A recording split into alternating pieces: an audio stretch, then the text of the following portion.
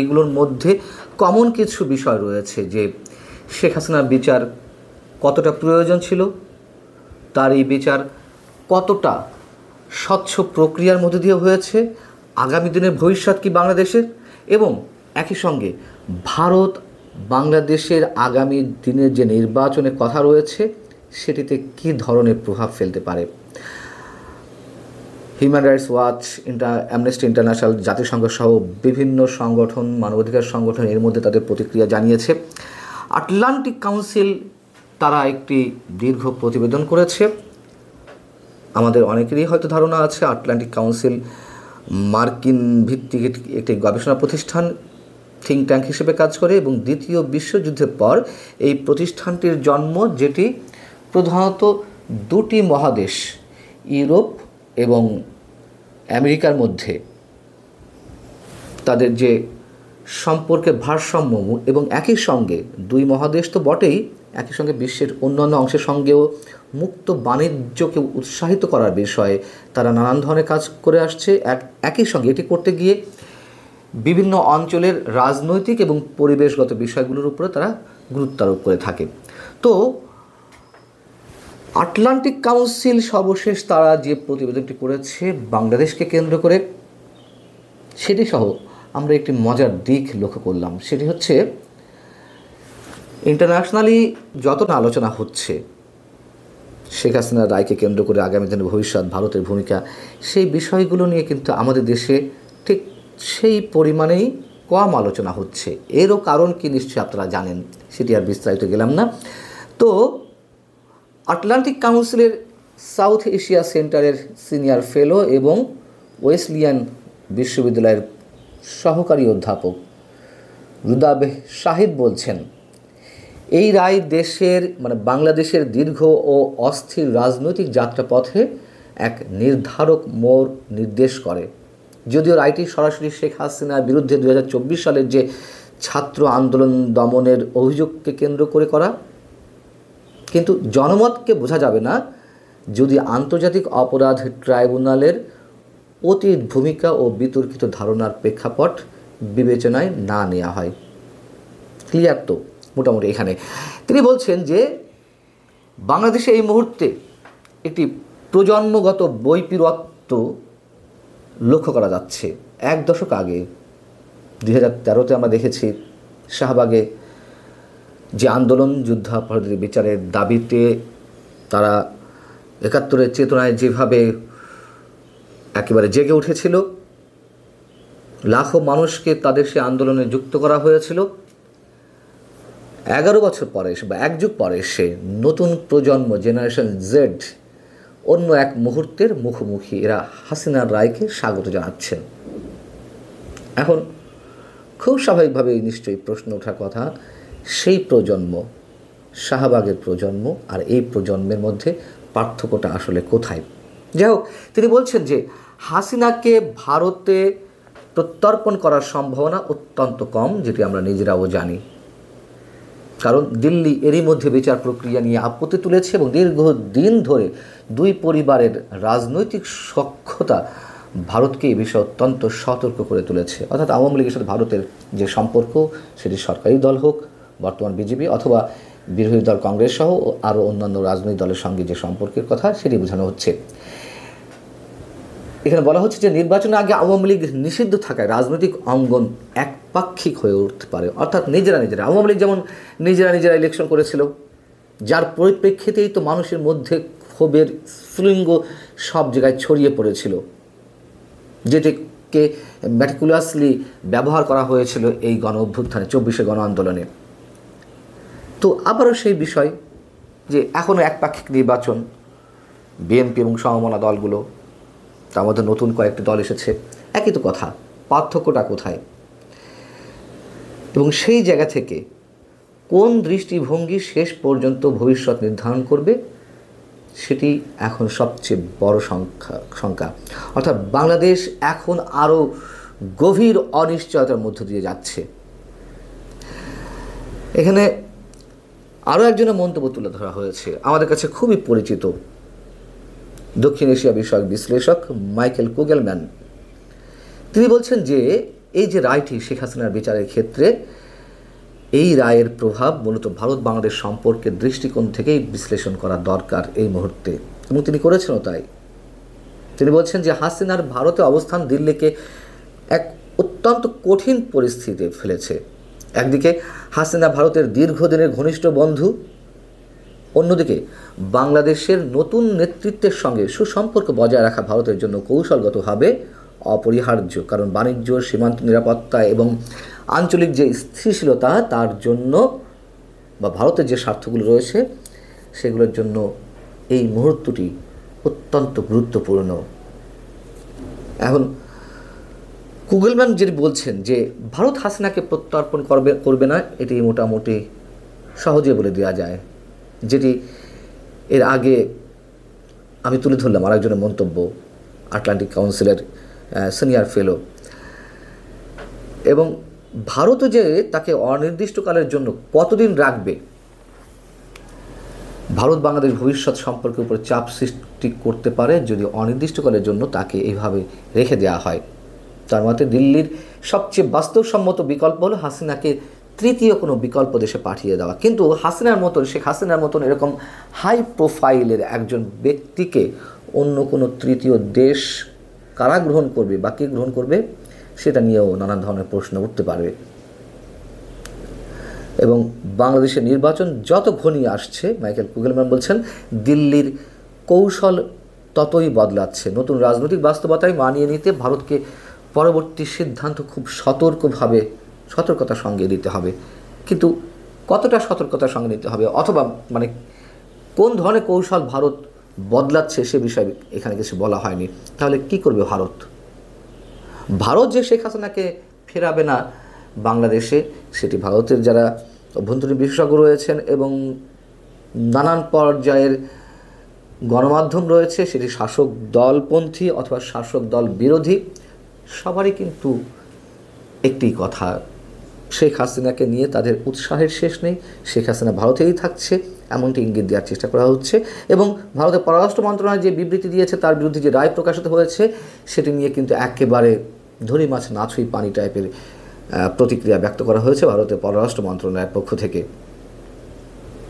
এবং একই সঙ্গে বিচারের রায় প্রকাশের আগেই, গত এক সপ্তাহ আগে সম্ভবত বা তারও কদিন আগে, ভারতের প্রতিরক্ষা মন্ত্রী রাজনাথ সিং তিনি যে মন্তব্য করেছেন সেটি অবশ্যই আমাদের ধর্তব্য বিষয়। তিনি আমাদের প্রধান উপদেষ্টাকে উদ্দেশ্য করে বলেছেন, ভারত সম্পর্কে কিছু বলতে গেলে অবশ্যই ভেবে চিন্তে বলা উচিত। তার যে টোন, তার যে শব্দের প্রয়োগ, এগুলো আমাদেরকে চিন্তিত করে। এবং এই যে ভারতের আচরণ, তা তো আমরাই সুযোগ করে দিয়েছি। বলা হচ্ছে ভারতের স্বার্থের জন্য বাংলাদেশের সঙ্গে তারা কী ধরনের সম্পর্ক রাখবে তা ভারতকে নির্ধারণ করতে হবে নিঃসন্দেহে। কিন্তু বর্তমান সরকার কিংবা আগামীতে অন্য কোনো সরকার যখন ক্ষমতায় আসবে, তার সঙ্গে তো ভারতের সুসম্পর্ক রাখতে হবে। কিন্তু ভারত সম্ভবত বিকল্প কিছু খুঁজে পাচ্ছে না, এবং আমি মনে করি এই বিকল্প খুঁজে না পাওয়ার কারণটি আমরাই। তখন সরকারের দায়িত্বশীল ব্যক্তিরা, অন্তর্বর্তী সরকারের দায়িত্বশীল ব্যক্তিরা যেভাবে একের পর এক অহেতুক ভারতকে আক্রমণ করেছে, আমি অহেতুক বলছি, কারণও নিশ্চয় আছে, কিন্তু অহেতুক কারণগুলো, কথায় কথায় ভারতের আক্রমণ, এগুলো নিশ্চয় না করলেও হতো। সেই দিক থেকে ভারতের মধ্যে চরম আস্থাহীনতা, অবিশ্বাসের জন্ম দেওয়া হয়েছে। এবং এই যে আন্তর্জাতিক বিভিন্ন মানবাধিকার সংগঠন, জাতিসংঘ সহ বিশ্বের নানান পর্যায়ে বিশ্লেষক, বিভিন্ন গণমাধ্যম এবং সর্বশেষ আটলান্টিক কাউন্সিল, তারা যেই বিষয়গুলো শেখ হাসিনা বিচারের রায়ের ক্ষেত্রে উল্লেখ করেছে, তা মোটামুটি কিছু কমন জায়গায় এক হয়েছে, মানে মিলে গেছে তাদের যেই অ্যাড্রেসগুলা। তার মধ্যে ট্রাইব্যুনালের বিচারিক প্রক্রিয়া নিয়ে নানান প্রশ্ন উঠেছে। প্রশাসনিক আদেশের মাধ্যমে আইসিটি আইন সম্প্রসারণ করা হয়েছে, দ্রুত বিচারের কথা বলা হয়েছে, আসামিকে অনুপস্থিত রেখে বিচার কার্য পরিচালনা করা হয়েছে। এবং শেখ হাসিনার পক্ষে আইনজীবী, তাদের পছন্দ অনুযায়ী আইনজীবী নিয়োগ করার যথেষ্ট সময় না দেওয়া বা সুযোগ না দেওয়া, এবং এসবের মধ্য দিয়ে তারা যথেষ্ট বিতর্ক এর মধ্যে তৈরি করেছে, প্রশ্ন তৈরি করেছে। অতএব এটুকু মোদ্দা কথা বলা যেতে পারে, শেখ হাসিনার এই রায়কে কেন্দ্র করে আটলান্টিক কাউন্সিল বলছে দুটি ধারা সৃষ্টি করা হয়েছে। একটি হচ্ছে শেখ হাসিনা সহ আগামী বাংলাদেশ নতুন কোনোভাবে চলবে কিনা বা আওয়ামী লীগ যাবে কিনা, আর দ্বিতীয়টা হচ্ছে শেখ হাসিনাকে ছাড়াই বর্তমান যে ধারা প্রবাহিত হচ্ছে, অন্যান্য রাজনৈতিক দলগুলো নির্বাচনে যাওয়ার চেষ্টা করছে, তাতে পুরো একপাক্ষিক একটি বাংলাদেশ নতুন করে আমাদের সামনে ভয়ঙ্কর ঝুঁকির মধ্য দিয়ে আবির্ভাব হয় কিনা সেই বিষয়টি তারা অ্যাড্রেস করেছে। এবং নিঃসন্দেহে আওয়ামী লীগ যে রাজনৈতিক শূন্যতা সৃষ্টি করেছিল এবং তার পরিণাম যখন ভালো হয়নি, আওয়ামী লীগের জন্য ভালো হয়নি, দেশের জন্য ভালো হয়নি, ঠিক একই রাস্তায় আরও ভয়ঙ্করভাবে হাঁটতে শুরু করেছে কিনা আমরা, সেটি অনেক বড় প্রশ্ন আন্তর্জাতিক বিশেষজ্ঞদের চোখেই। ভালো থাকুন সবাই, আল্লাহ হাফিজ। বলবো পরের দিকে, কিন্তু এই রায়টা খুবই প্রত্যাশিত মানে এই নয় যে এই রায়টা ম্যানিপুলেটেড কিছু হয়েছে। আসলে তার বিরুদ্ধে এত অকাট্য সাক্ষ্য প্রমাণ ছিল, এরকম একটা কিছু ঘটারই কথা ছিল।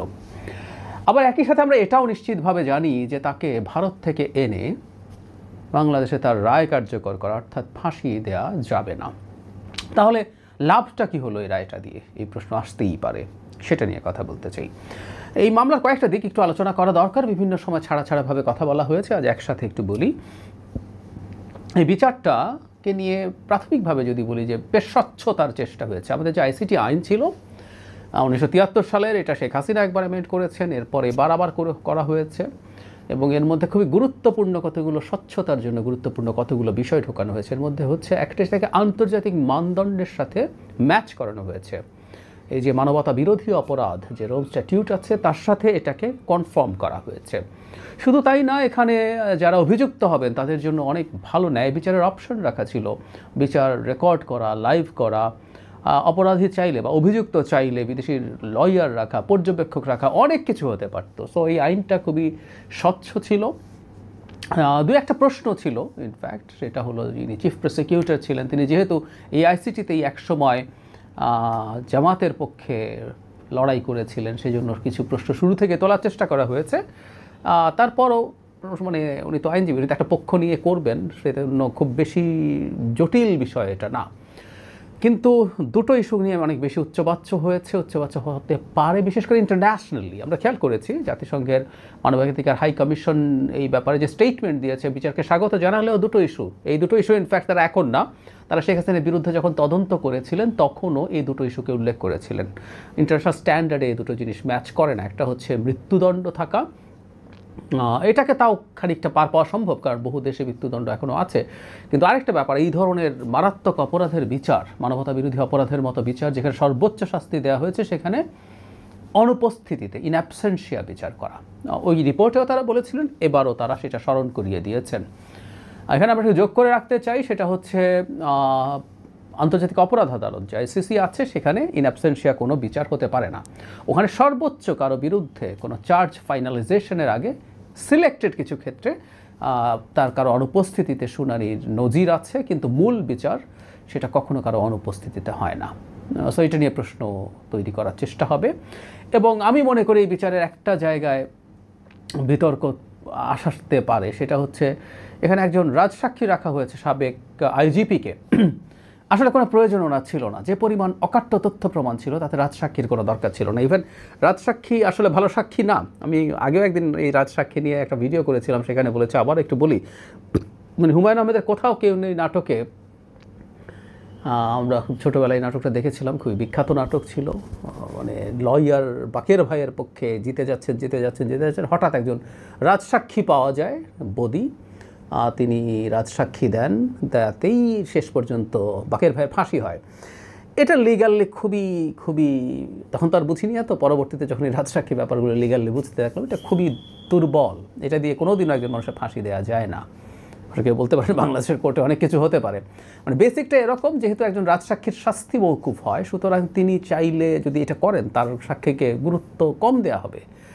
প্রচুর আমি ভারতীয় হাইকোর্টের অনেকগুলো রায় দেখেছি, স্পষ্টভাবে বলা আছে যে এটার ভিত্তিতে এটাকে গুরুত্বই তেমন দেওয়া যাবে না যদি না এটার সাথে খুব গুরুত্বপূর্ণ সাপোর্টিং এভিডেন্স থাকে। সুতরাং জনাব মামুনকে নেওয়ার কোনো দরকার ছিল না, কিন্তু তাকে নেওয়ার মাধ্যমে এক ধরনের দায়মুক্তি হলো তার, এবং শাস্তি 5 বছর খুবই কম হয়েছে মনে হতেই পারে, কারণ তিনি যদি রাজসাক্ষী না হতেন তার মৃত্যুদণ্ড হতো, যদি না সেটা যদি হয়ে থাকতো সেটার তুলনায় 5 বছর সত্যিকার অর্থে খুবই কম শাস্তি। সো এটাও সমালোচনা হয়েছে।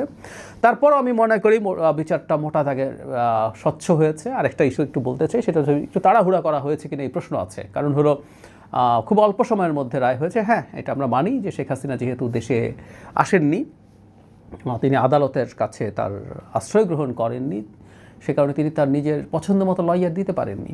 এতে তার সাক্ষ্য আনা বা সাক্ষী আনা, ডকুমেন্ট উপস্থাপন কোনো কিছুই আসলে ঠিকঠাক মতো করা যায়নি। যদিও এই ক্ষেত্রে নিয়ম যেটা সেটাই রাষ্ট্র করেছে, রাষ্ট্র একজন লয়ার তার পক্ষে দিয়েছে। কিন্তু যেটা হয়, এই ধরনের লয়ার খুব সিরিয়াসলি পার্টিসিপেট করবেন সবসময় হয়তো হয়ে ওঠে না, ফলে যেটা হয়েছে সময় কম লেগেছে। তারপরও আমি মনে করি বিচার প্রক্রিয়াটা খানিকটা ফাস্টার হয়েছে। সরকার নির্বাচনের আগে অন্তত একটা রায় দিতে চেয়েছেন, এরকম মনে করার কারণ আছে।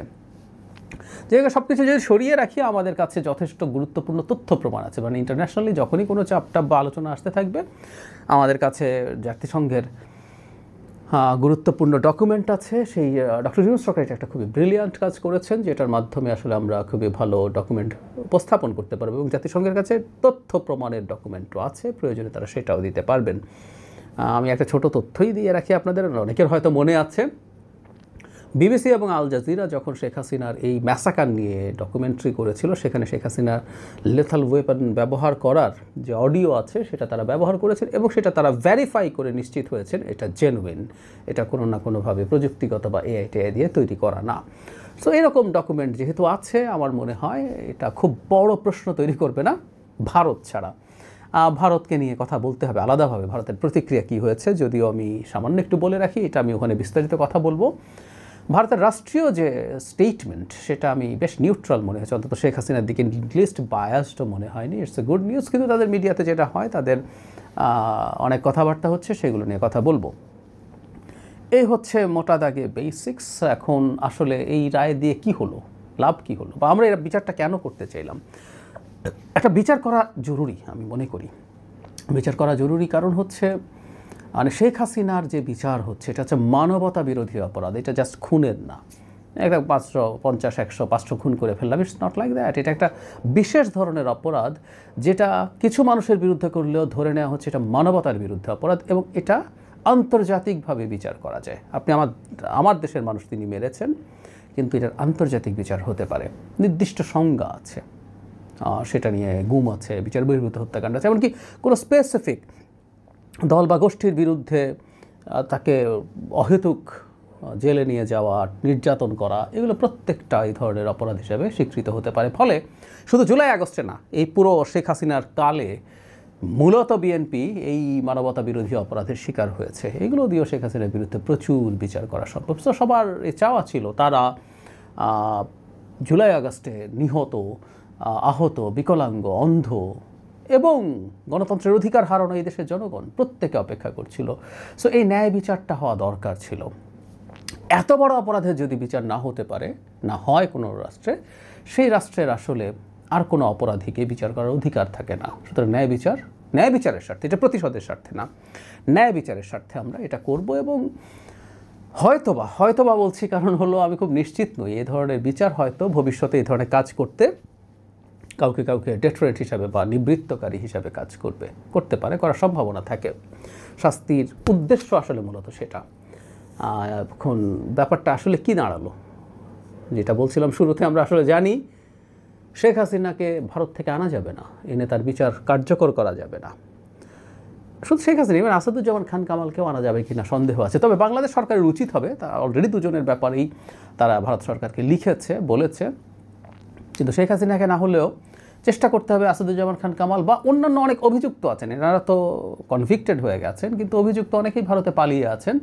চেষ্টা করা উচিত সেকেন্ড থার্ড টিয়ারেরও যদি লোকজনকে আনা যায়, সেটা আমাদের জন্য ভালো হবে। সো শেখ হাসিনাকে বাদ দিয়ে চেষ্টা করা। বহুবার বলেছি শেখ হাসিনাকে কেন দেবে না, এরকম স্লেভের মতো সার্ভ করা কাউকে যদি ফেরত দেয়, ভবিষ্যতে কেউ স্লেভ হইতে চাইবে না। আর যদি বাংলাদেশ হস্তান্তর করে, ভারতের বিরুদ্ধে রাজসাক্ষী হয়ে যেতে পারেন তিনি। ভারত কী কী করেছে না করেছে এগুলো সব আমাদেরকে বলে টলে ভারতকে বিপদে ফেলবেন। তো তাহলে আসলে লাভ কী হলো? আবারও সেই প্রশ্ন। প্রথম লাভ হচ্ছে ওই যে বললাম যে আমরা একটা ন্যায় বিচার করতে চাই। মার্টিন লুথার কিংয়ের একটা কথা আছে, বিখ্যাত মার্কিন অ্যাক্টিভিস্ট, সেটা হচ্ছে an injustice anywhere is harmful by causes harm to justice everywhere. কোনো একটা জায়গায় যদি অবিচার হয় সেটা সব জায়গায় ন্যায় বিচারের জন্য ক্ষতিকর হয়ে দাঁড়ায়। সুতরাং আমরা ন্যায় বিচার নিশ্চিত করতে চাইছি, এবং এটা শুধু বাংলাদেশে না, গ্লোবাল স্কেলেও, কারণ এটা আন্তর্জাতিক অপরাধ এবং সারা পৃথিবীর দৃষ্টি ছিল। সুতরাং আমরা ন্যায় বিচারটা নিশ্চিত করতে চেয়েছি, এটা দরকারি ছিল। আর একটা জিনিস ইম্পর্ট্যান্ট, শেখ হাসিনা এই কনভিকশনের ফলে ভারতের বাইরে যাওয়া তার জন্য কঠিন হবে, কারণ তো পাসপোর্ট নেই, তাকে যদি ট্রাভেল ডকুমেন্টে দেয় তিনি অন্য কোনো দেশে যাওয়া, মানে এরকম কনভিক্টেড আসামিকে অন্য কোনো দেশে আশ্রয় দেওয়া will really be very tough, তাদের জন্য খুবই কঠিন কাজ হবে। সবচেয়ে বড় লাভ যেটা, তার বাংলাদেশে ফেরত আসার পথ বন্ধ। এমনি তিনি আসতেন না, তার রাজনৈতিক মৃত্যু আসলে হয়েও গিয়েছিল, কিন্তু ধরে নিলাম তাত্ত্বিকভাবে, এটা তর্কের খাতিরে বা আলোচনার খাতিরে বলছি, এমন যদি হয় যে আইসিটিতে যেহেতু আওয়ামী লীগের সংগঠন হিসাবে বিচার হয় বলে বলছি, এবং সেখানে সে দোষী সাব্যস্ত হলো না, আওয়ামী লীগ নিষিদ্ধ হলো না, আওয়ামী লীগের পলিটিক্যাল কর্মকাণ্ড আবার শুরু হলো, কিন্তু শেখ হাসিনার বাংলাদেশে ফেরা আর সম্ভব না, কারণ একটা ফাঁসির রায় মাথায় নিয়ে তার পক্ষে আর সম্ভব না। সুতরাং তিনি রাজনৈতিকভাবে আগেই যদি মারা গিয়ে থাকেন, তার এবার একেবারে কবর টবর হয়ে শেষ হয়েছে। সুতরাং তার এটা ক্যারিয়ারের সর্বোচ্চ মৃত্যু হতে পারে, যেটা বলি যে অডিওতেই মাঝে মাঝে হুমকি ধামকি দিতে পারে। তাও এটা খুব বেশি সময় চলবে বলে আমার মনে হয় না। এটা ডক্টর ইউনূসের সরকারকে ইরিটেট করার জন্য হয়তো হাসিনা করছেন। ভবিষ্যতে গণতান্ত্রিক সরকার যদি আসে এবং সেটা যদি ভারতের সাথে কার্যকর এনগেজমেন্টে যায়, যেতে হবে আসলে দুই দেশকেই। আমি এনগেজমেন্টে যাওয়া বলতে শেখ হাসিনার মতো স্লেভারি করার কথা বলছি না। দুটো দেশ পারস্পরিক মর্যাদার ভিত্তিতে, স্বার্থের ভিত্তিতে, উভয়ের লাভের ভিত্তিতে ব্যবসা করবে, নানান রকম কাজ করবে। সেটা যদি নিশ্চিত করা যায়, শেখ হাসিনার এই বলাটাও বন্ধ করা যাবে সম্ভবত। সেটা যদি হয় তাহলে আসলে শেখ হাসিনা একেবারেই